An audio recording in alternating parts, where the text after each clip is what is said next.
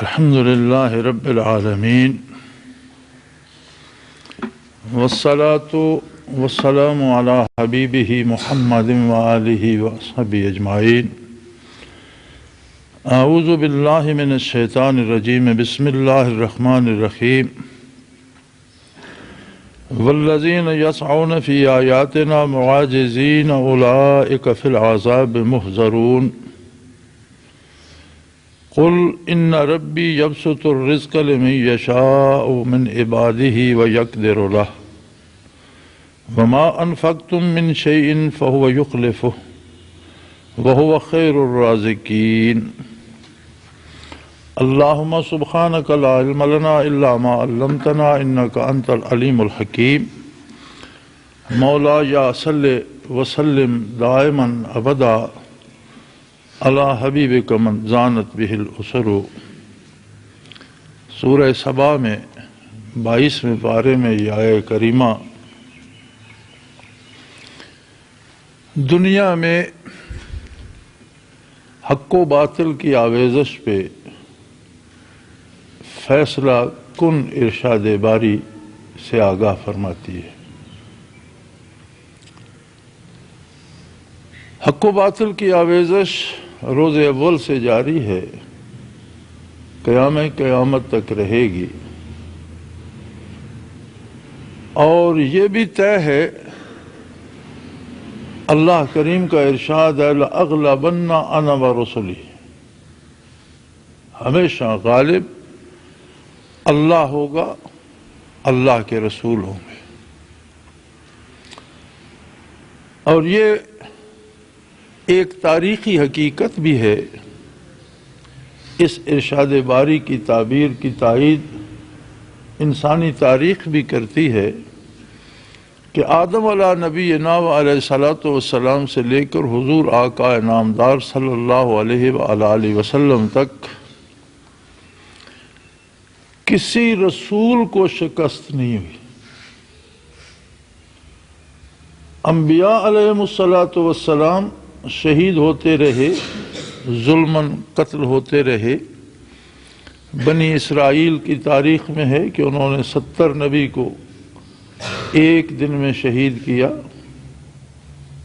لیکن جب معاملہ کسی رسول کا آیا، یاد رکھیں رسول وہ ہیں جو خود صاحب شریعت ہوتے ہیں، اور نبی وہ ہیں جو کسی رسول کی شریعت کو آگے چلانے کے لیے اللہ کی طرف سے مبعوث ہوتے ہیں۔ رسول اور نبی میں یہ فرق ہے کہ رسول خود صاحب شریعت ہوتا ہے، اور نبی اسی رسول کے اتباع میں مبعوث ہوتا ہے، اسی شریعت کو آگے چلانے کے لیے، تاں کہ آقا نامدار صلی اللہ علیہ وآلہ وسلم مبعوث ہوئے تو نبوت کا دروازہ بند کر دیا گیا، اور آپ صلی اللہ علیہ وسلم نے فرمایا علماء امتی کانبیاء بنی اسرائیل، او کما قال رسول اللہ صلی اللہ علیہ وآلہ وسلم، کہ میرے بعد کوئی نیا نبی نہیں آئے گا، میری امت کے علماء حق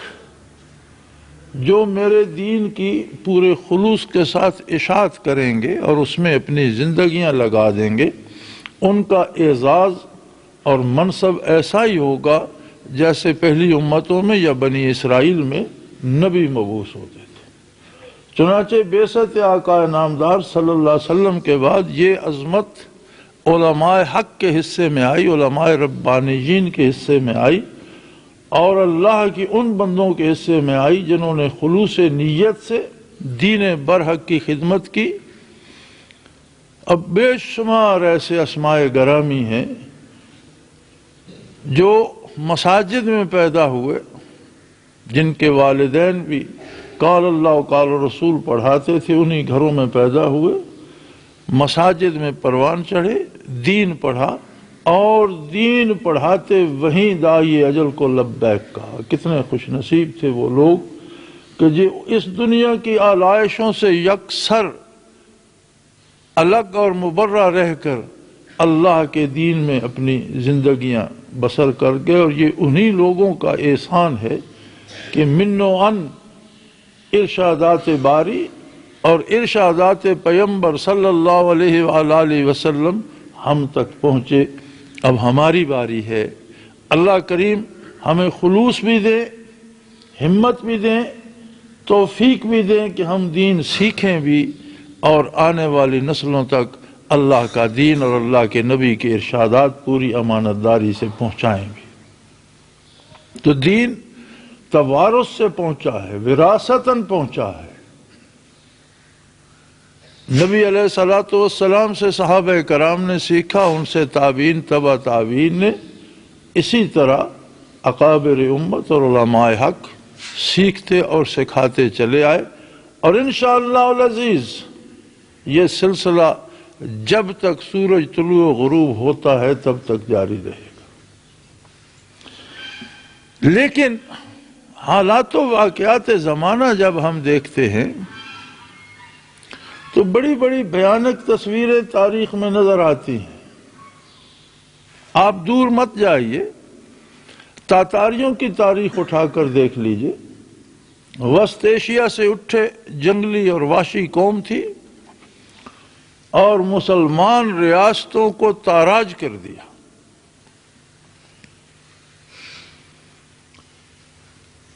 کم و بیش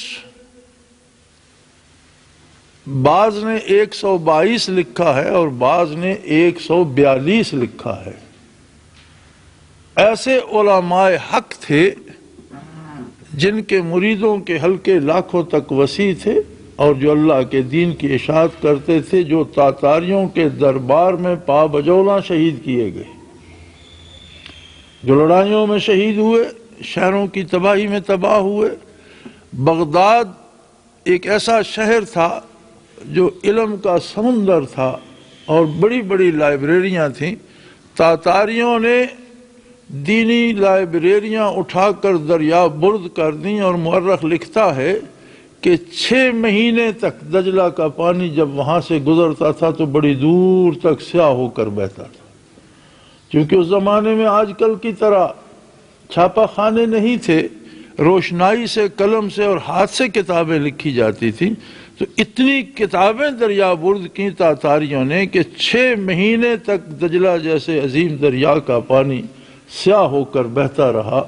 خون انسانی اتنا بہایا تاتاریوں نے کہ ہر جرنیل شہر کو تباہ کرنے کے بعد اس کے بعد شہر پناہ کے بعد دروازے پر سروں کے مینار بنایا کرتا تھا کہ کس کا مینار اونچا ہے، اور اس بے دردی سے قتل کرتے تھے کہ اگر کوئی حاملہ عورت قتل ہوتی تو اس کے پیٹ سے بچہ نکال کر اس کا بھی سر کاٹتے کہ چلو کچھ تو مینار میں یہ بھی کام دے گا۔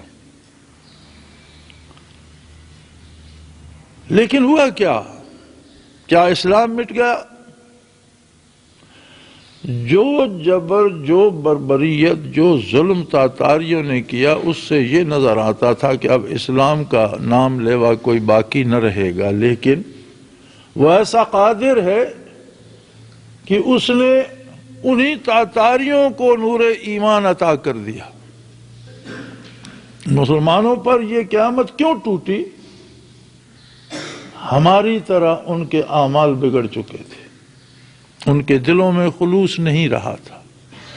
کتابیں تھیں ہدایت کے لیے نہیں، مناظروں کے لیے اور ایک دوسرے کو شکست دینے کے لیے رہ گئی تھی۔ اور جب تاتاری فوجیں بغداد شہر کا محاصرہ کیے ہوئے تھیں تو شہر کے اندر اس وقت بھی مولویوں میں مناظرہ ہو رہا تھا کسی معمولی سی بات پر۔ یعنی عالم یہ ہو گیا تھا کہ مسلمان فرقوں میں بٹ گئے تھے اور چھوٹی چھوٹی باتوں پر آپس میں لڑنا، مناظرے کرنا، ایک دوسرے کو مارنا، ایک دوسرے کی مخالفت کرنا۔ جہاں کوئی کافر فوج آتی، آدھے اس کے ساتھ مل جاتے، آدھے مقابلے میں مار کھانے والے ہوتے، پھر ان کی باری آ جاتی۔ خلیفہ بغداد نے معاہدہ کیا تاتاری سلطان کے ساتھ کہ مجھے قتل نہیں کیا جائے گا تو میں شہر تمہارے حوالے کرتا ہوں۔ اس کے وزیر نے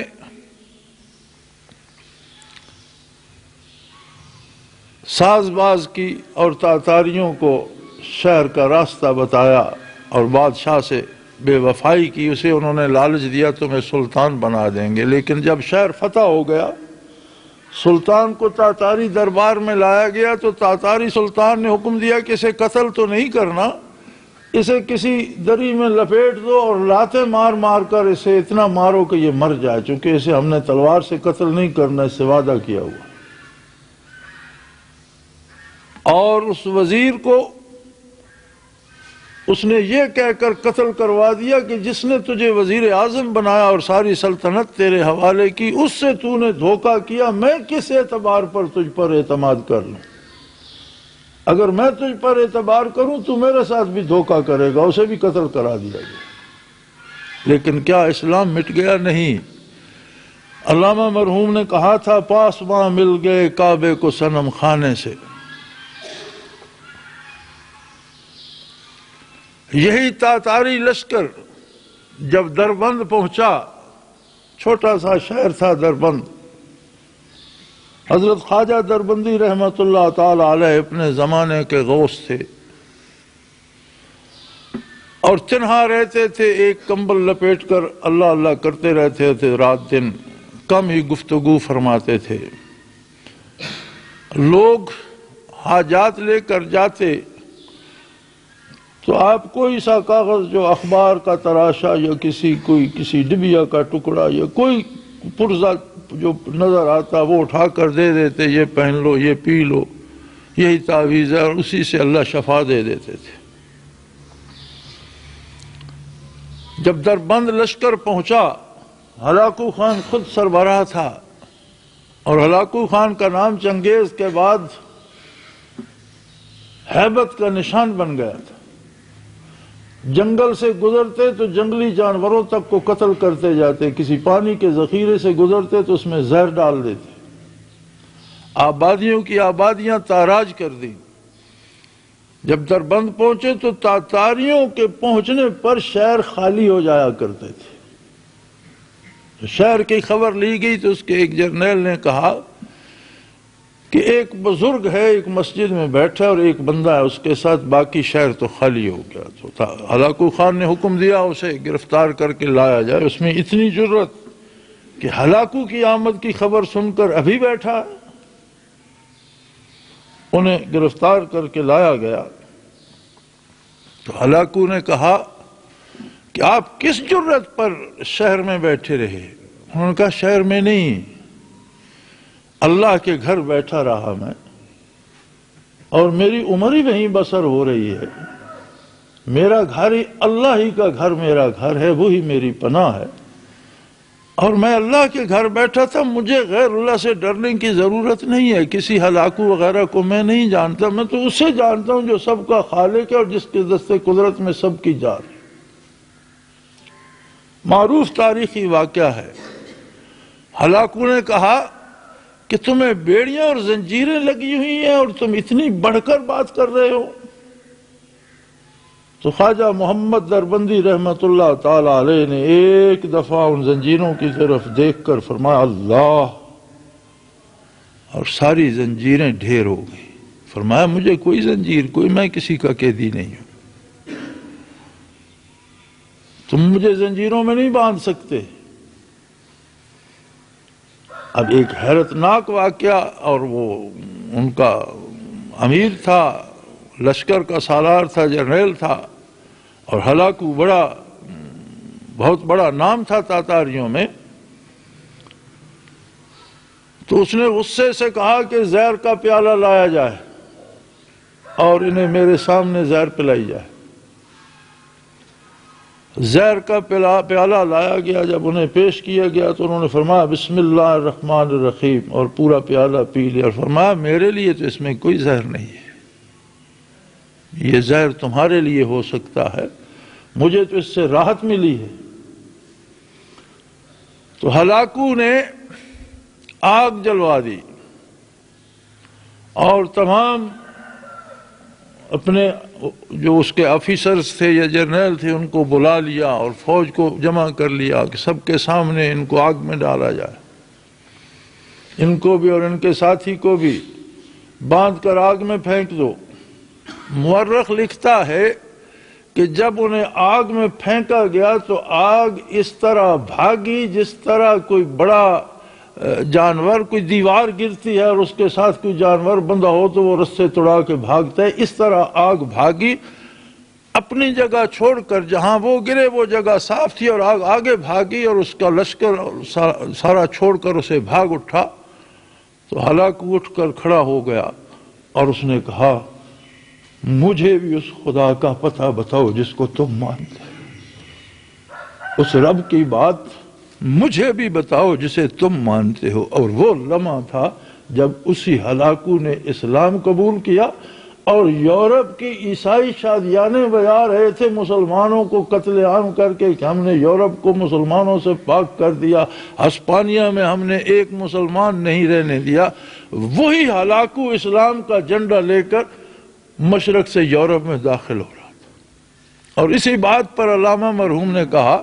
پاس ماں مل گئے کعبے کو صنم خانے سے، کہ ایسا قادر ہے کہ بتوں کے پجاریوں کو کعبے کا رکھوالا بنا دیا۔ مسلمانوں نے وفا نہ کی دین سے، اللہ کے پیغمبر سے، اللہ کی کتاب سے، اس کی سزا پائی۔ اور وہ قادر ہے عسیٰ یأتی اللہ بقوم، وہ قادر ہے تمہاری جگہ کسی اور قوم کو کھڑا کر دے۔ یجاہدون فی سبیلہ یقاتلون ویقتلون، ایسے لوگ جو اس کی راہ میں جہاد کریں، جو قتل ہوں بھی قتل کریں بھی، لا یخافون لومۃ لائم، وہ دنیا کے پراپیگنڈے کی پرواہ نہ کرے، یحبونہ ویحبہم، ایسے لوگ جنہیں اللہ محبوب رکھتا، اور ایسے لوگ جو اللہ سے عشق کرتے ہوں۔ تم نہ صحیح تو اور پیدا کر دیں گے، اس کا کیا ہے، تم نہ صحیح تو چاہنے والے اور بہت، ترک تعلق کرنے والوں تم تنہا رہ جاؤ گے۔ ویسا قادر ہے کہ اسلام باقی رہے گا، اسلام کو شکست نہیں ہوگی، اس لیے کہ امام الرسل کا لایا ہوا دین ہے اور کسی رسول کو شکست نہیں ہوئی۔ لأغلبن انا ورسلی، انبیاء شہید ہوتے رہے لیکن رسول جب بھی مبعوث ہوا ہمیشہ رسول فاتح رہا۔ نوح علیہ السلام رسول تھے، ساری دنیا ان کے خلاف ہو گئی، 950 سال میں کسی نے بات نہ مانی، 80 کے قریب مرد و زن کشتی میں سوار تھے، 950 سال کی تبلیغ کے بعد اللہ نے ساری کائنات غرق کر دی اور اپنے رسول کو فاتح بنایا۔ موسیٰ علیہ السلام کے ساتھ ایک ان کے بھائی تھے ہارون علیہ السلام، اور فرعون کی کتنی بڑی طاقت تھی، تباہ فرعون ہوا، موسیٰ علیہ السلام کو شہید نہیں کر سکا۔ لأغلبن انا ورسلی، یہ طے شدہ بات ہے، اللہ غالب رہے گا، اللہ کا رسول غالب رہے گا، اور محمد الرسول اللہ تو رسولوں کے بھی رسول ہے، امام الرسل ہے۔ نہ کبھی آپ صلی اللہ علیہ وسلم کو شکست ہوگی، نہ آپ کے دین کو شکست ہوگی۔ ہاں یہ آندیاں جو اٹھتی ہیں یہ ہماری بے وفائی ہے، یہ جو آندیاں اٹھتی ہیں یہ اس نفاق کا اثر ہے جو ہم اسلام کے نام پر اپنے سینوں میں دبائے پھرتے ہیں۔ مسلمانوں کے دلوں میں جب وہ خلوص نہیں رہتا، وہ عشق نہیں رہتا، وہ آتش عشق نہیں رہتی، وہ محبت پیغمبر صلی اللہ علیہ وسلم نہیں رہتی، اللہ کی طلب نہیں رہتی، تو پھر ظالم ان پر چڑھ دوڑتے۔ تو ہمارا یہ کردار جو ہے یہ ظلم کی آندھیوں کا سبب بنتا ہے، لیکن اللہ کا دین بھی رہے گا، اللہ کے مخلص بندے بھی رہیں گے، اور خواجہ محمد دربندی رحمت اللہ علیہ کے جانشین بھی ایسے رہیں گے جن کے سامنے ہلاکو جیسے لوگ بھی کلمے پڑھتے رہیں گے، اور یہ تا قیامت سلسلہ جاری رہے گا۔ اسی پر یہ آیہ کریمہ نے بات کی، فرمایا والذین یسعون فی آیاتنا معاجزین اولئک فی العذاب محضرون، جو لوگ میری آیات کو مٹا دینا چاہتے ہیں، جو لوگ میری بات کو عاجز کر دینا چاہتے ہیں، جو لوگ چاہتے ہیں کہ اللہ کی بات نہ مانی جائے، جو لوگ چاہتے ہیں کہ قرآن کا نظام نہیں آنا چاہیے، جن لوگوں نے اپنی قوت اس بات پہ لگا دی کہ تہذیب ہماری ہوگی، معاشرہ ہمارا ہوگا، اور جو معاشرہ محمد الرسول اللہ نے دیا ہے وہ نہیں بننے دیں گے، وہ نہیں ہوگا۔ اللہ کریم فرماتے ہیں اولئک فی العذاب محضرون، وہ محض اپنے لیے عذاب جمع کر رہے ہیں، وہ ایسا کر نہیں سکیں گے، اسلام کو مٹا نہیں سکیں گے۔ ہاں اپنے لیے عذاب زیادہ کرتے جا رہے ہیں، اپنے لیے عذاب بڑھاتے جا رہے ہیں، اور ایک وقت آئے گا جب دیکھو گے سب لوگ، روئے زمین کے تمام باشندے، آدم علیہ نبینا سے لے کر قیامت تک پیدا ہونے والے تمام لوگ موجود ہوں گے، اور میری آیات کو عاجز کر دینے والے لوگ عذاب میں تڑپیں گے اور چلاتے ہوئے نظر آئیں گے۔ اب رہی یہ بات کہ ان کے پاس جی وسائل بڑے ہیں، ان کے پاس بڑی ٹیکنالوجی ہے، ان کے پاس بڑی دولت ہے، فرمایا کسی نے دولت اللہ سے چھین کر نہیں لی، کوئی اس کی بارگاہ سے زبردستی اپنے لیے حاصل نہیں کر سکا۔ انہیں فرما دیجئے میرے حبیب ان ربی یبسط الرزق لمن یشاء من عبادہ، اپنے بندوں میں سے جسے چاہتا ہے اسے رزق فالتو عطا، بہت سا رزق عطا کر، دروازے کھول دیتا ہے دولت کے۔ وَيَقْدِرُ اللَّهُ، اور جب چاہتا ہے اسی بندے پر رزق بند کر دیتا ہے۔ وہ ایسا قادر ہے کہ گدا کو شاہ کر دے اور شاہ کو گدا کر دے، تو شاہوں کو گدا کر دے، گدا کو بادشاہ کر دے، اشارہ تیرا کافی ہے گھٹانے اور بڑھانے۔ یہ سب اس کا اپنا ایک ترتیب دیا ہوا نظام ہے، اور وہ خوب جانتا ہے کہ کس کے پاس کیا وسائل ہیں، کس کے پاس کتنا رزق ہے، کس کے پاس کیا ٹیکنالوجی ہے، اور کس کی قوت کتنی ہے۔ لیکن وہ ایسا قادر ہے، کم من فئۃ قلیلۃ غلبت فئۃ کثیرۃ باذن اللہ۔ تاریخ انسانی اٹھا کے دیکھو، کتنی مٹھی بھر جماعتوں کو، بڑے بڑے لشکروں پر اللہ نے فتح دے دی۔ وسائل اس طرف تھے، افرادی قوت اس طرف تھی، ٹیکنالوجی اس طرف تھی، ادھر افراد بھی تھوڑے تھے، ٹیکنالوجی بھی تھوڑی تھی، اسلحہ بھی تھوڑا تھا، لیکن فتح کم من فئۃ قلیلہ، کتنی تھوڑی تھوڑی جماعتوں کو، غلبت فئۃ کثیرہ، کتنے کتنے بڑے لشکروں پر فتح دی، باذن اللہ، اللہ کے حکم سے۔ آئندہ بھی ایسا ہی ہوگا، شکست کفر کا مقدر ہے۔ سو فرمایا یہ کوئی بات نہیں ہے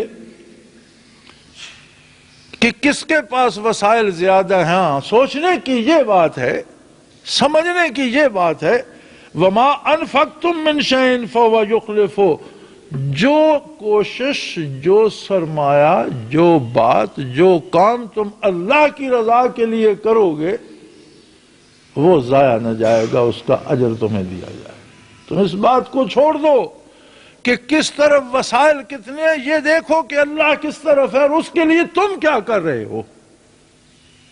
ہماری ایک عجیب عادت ہے، ہم دنیا کے حالات پہ تبصرہ کرتے ہیں، دنیا کی غیر مسلم طاقتوں کی قوت پہ تبصرہ کرتے ہیں، ان کی فوجی برتری پہ تبصرہ، وہ اللہ کریم فرماتے ہیں ان باتوں سے تمہارا کوئی تعلق نہیں ہے۔ تمہیں دیکھنا یہ ہے کہ تمہارے پاس کیا وسائل ہیں۔ جان تو ہے تمہارے پاس، مال ہے تمہارے پاس، علم ہے تمہارے پاس، طاقت ہے، حکومت، تمہارے پاس کیا ہے؟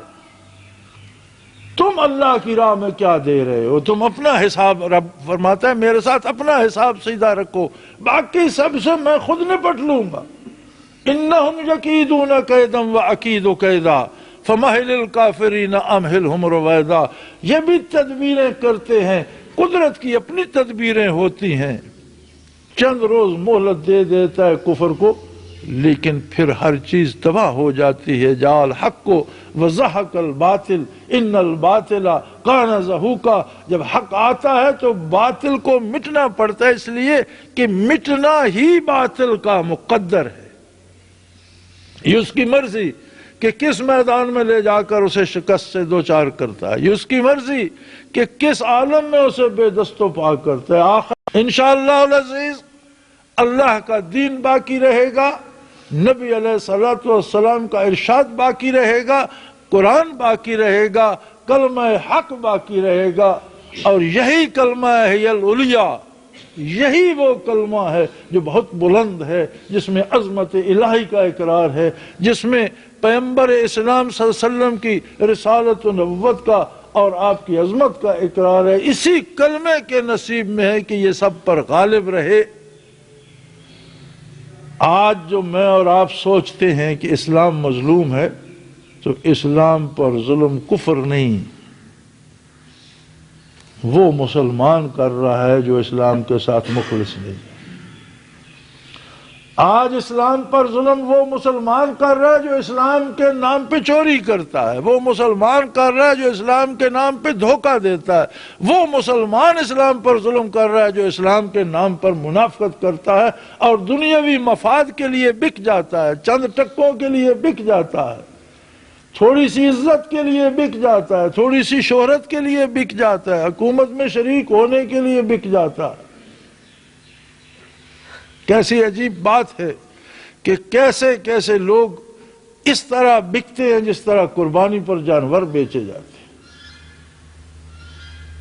یہ کردار جو ہے آج کے مسلمان کا، یہ سبب بن رہا ہے ظلم کے بڑھنے کا اور کفر کی آندھیوں کو بڑھانے کا۔ لیکن یاد رکھو، اگر ساری اسلامی ریاستیں بھاگ گئی تو اللہ کا ایک بندہ تو بیٹھا رہا، خواجہ محمد دربندی رحمۃ اللہ تعالی، اسے کسی بڑی فوج کی ضرورت نہیں ہے۔ اگر خدا نہ خواستہ ہم سب بھی ساتھ چھوڑ دیں گے، پھر بھی کوئی بندہ تو اس کا ایسا ہوگا جو حق کا علم بلند کیے اس کی ذات کے بھروسے پر بیٹھا رہے گا اور کفر کے لیے چیلنج بنا رہے گا، اور شاید خوش نصیب ہوگی وہ قوم جسے اس کے طفیل ایمان نصیب ہو جائے گا، اس لیے کہ اسلام کو رہنا ہے، قرآن کو رہنا ہے، دین برحق کو رہنا ہے، اور غلبہ محمد الرسول اللہ کے لیے اور آپ کے دین کے لیے ہے، اور طے شدہ بات ہے لَأَغْلَبَنَّ أَنَا وَرُسُلِي، میں غالب رہوں گا، میرے سارے رسول غالب رہیں گے، اور ہر رسول فاتح رہا، کسی رسول کو تاریخ میں شکست نہیں۔ حالات تو اس سے بھی بدتر ہوتے رہے۔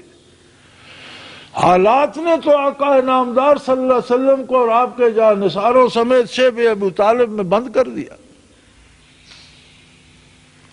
اور مقاطعہ کر دیا قوم نے کہ کوئی انہیں پانی کا قطرہ بھی نہ دے اور دانے کھانے کا بھی کوئی ایک دانہ بھی نہ دے۔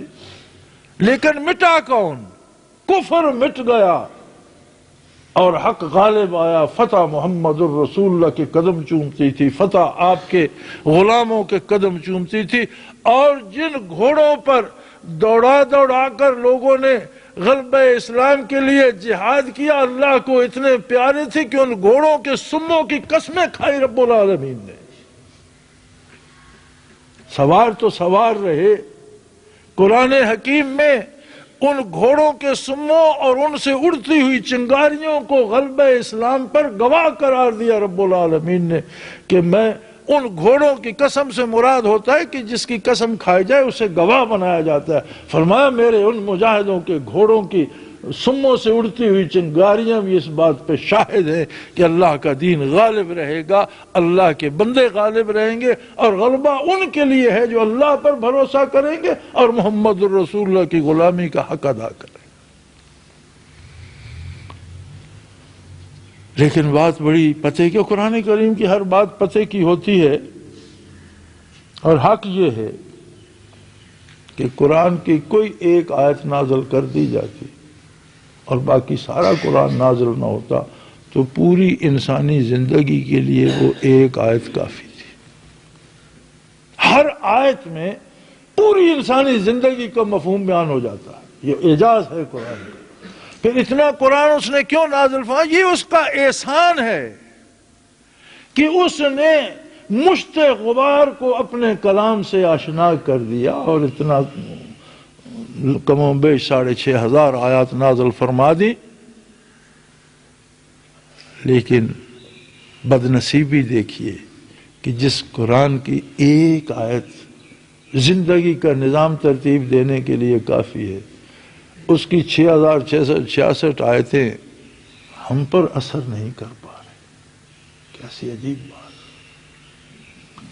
حضرت موسیٰ علیہ نبینا علیہ الصلوۃ والسلام سے جب سوال کیا گیا، ما تلک بیمینک یا موسیٰ، طور پر سوال ہوا، اللہ کریم نے پوچھا موسیٰ یہ تمہارے دائیں ہاتھ میں کیا ہے؟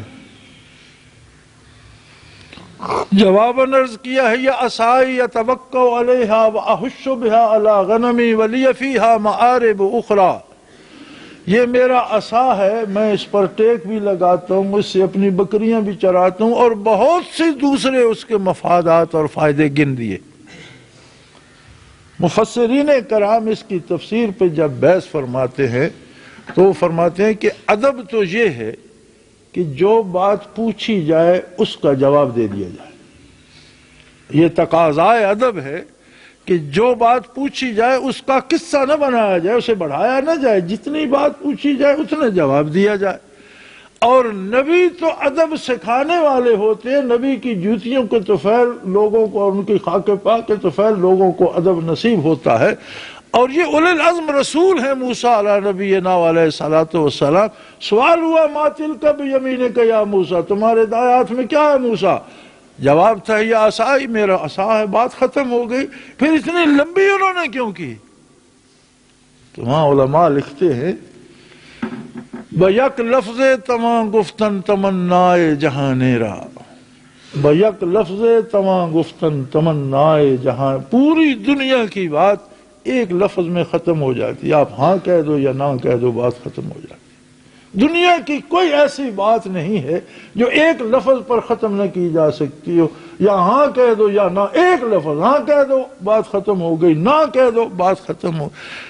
لیکن فرمان منز بیر حضوری طول دادم داستان رہا، مجھے تو آپ سے شرف ہم کلامی نے وہ لذت بخشی کہ میں اسے قائم رکھنے کے لیے بات کو بڑھاتا چلا گیا۔ فرماتے لذت ہم کلامی نے موسیٰ کو مجبور کر دیا کہ وہ بات کو بڑھاتے چلے گئے کہ بات اللہ سے ہو رہی تھی۔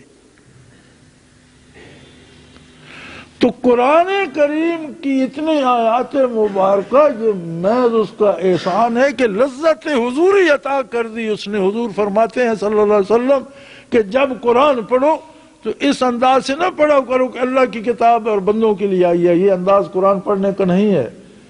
اس انداز سے پڑھو کہ میرا رب میرے ساتھ بات کر رہا ہے، وہ تمہیں مخاطب کرے گا، تمہیں کہے گا یہ کرو، تمہیں کہے گا یہ نہ کرو، تمہیں کہے گا آؤ میں تمہیں فلانی قوم کا قصہ سناتا ہوں، آؤ میں تمہیں لوگوں کے حالات بتاتا ہوں، آؤ میں تمہیں دنیا کی بات بتاتا ہوں، آؤ میں تمہیں آخرت کی بات بتاتا ہوں، آؤ میں تمہیں کاروبار کا سلیقہ سکھاتا ہوں، آؤ میں تمہیں لوگوں کے ساتھ تعلقات۔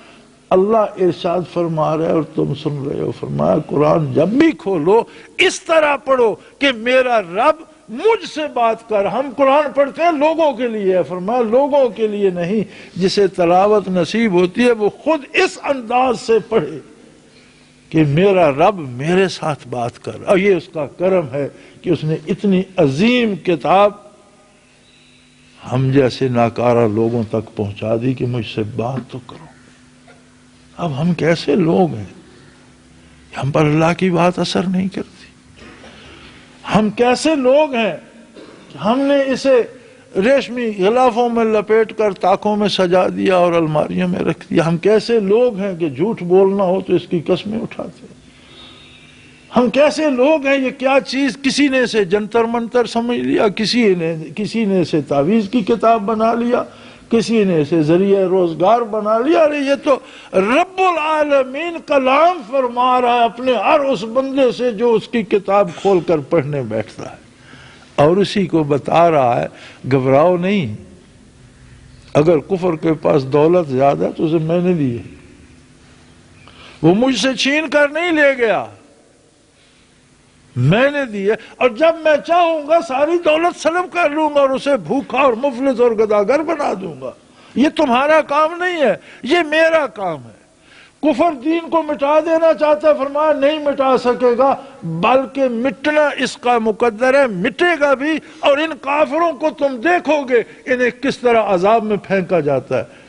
آگے فرماتا ہے اپنی بات کرو، تم میرے لیے کیا کر رہے ہو؟ تم دوسروں کی بات چھوڑ دو۔ ما انفقتم، تم نے میرے راستے میں کیا کیا؟ کیا تم نے میری خاطر جھوٹ بولنا چھوڑ دیا؟ کیا تم نے مجھے راضی کرنے کے لیے درد دل سے میرے سجدے کیے، یا تمہارا رکوع و سجود ذوق سے خالی ہے؟ کیا تم میرے لیے اپنی جان یا اپنا مال میری راہ میں کر رہے ہو؟ کیا تم میری بات کر رہے ہو؟ کیا کفر تو زور لگا رہا ہے، تم بھی کفر کے مقابلے کے لیے کچھ کر رہے، وہ بات میرے ساتھ کرو کہ تم میری راہ میں کیا کر رہے ہو۔ کتنی خوبصورت بات ہے کہ ہم دوسروں کو زیر بحث لانے کی بجائے، دوسروں کے حالات پر بحث کرنے کی بجائے، کاش اللہ ہمیں توفیق دے ہم اپنے گریباں میں جھانکیں کہ میں غلبہ اسلام کے لیے کیا کر رہا ہوں، اور اللہ ہمیں توفیق دے کہ ہم اپنے وسائل غلبہ اسلام کے لیے استعمال کریں۔ اسلام کو غلبہ میری اور آپ کی وجہ سے نہیں ہونا، اللہ کی تائید سے ہونا۔ جسے وہ توفیق دے گا اسلام کے ساتھ تعاون کی، اسلام کے ساتھ وفا کی، یہ اس کا احسان ہے۔ اسلام کو غالب ہونا ہے اور وہ قادر ہے، وہ چاہے تو کافروں کو بھی ایمان عطا کر لے، وہ چاہے تو پتھروں سے خدمت لے سکتا ہے، وہ چاہے تو درختوں سے خدمت لے سکتا ہے، وہ جھاڑیوں سے اور پرندوں سے خدمت لے سکتا ہے۔ ابرا ہاتھیوں کا لشکر لے کر آیا، اس نے ابابیلوں کو حکم دے دیا، اب ہاتھی کہاں اور ابابیل کہاں، ہر کنکر ایٹم بم بن گیا۔ مورخ لکھتا ہے کہ اگر ہاتھی کی پشت پہ لگتا تھا تو اس کے پاؤں تک چیرتا چلا جاتا تھا، اس طرح بنا دیے تھے قاسم معقول۔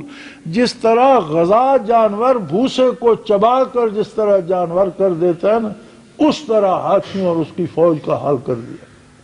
قاسم معقول چبائے ہوئے بھوسے کی طرح، بھوسا پہلے ریزہ ریزہ ہوتا ہے، پھر اسے جانور چبا بھی لے تو جو حشر اس کا ہو جاتا ہے وہ ان کا کر دیا تھا۔ وہ قادر ہے،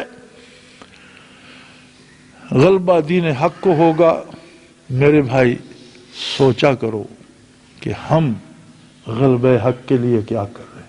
اللہ ہمارے گناہ معاف فرمائے اور ہمیں توفیق دے کہ ہم اس کے دین برحق کے لیے اپنی حیثیت کے مطابق خدمت بجا لائیں، ایمان پہ زندہ رکھے، ایمانداروں کے ساتھ موت نصیب فرمائے اور ایمانداروں کے ساتھ حشر فرمائے۔ وآخر دعوانا ان الحمدللہ رب العالمین۔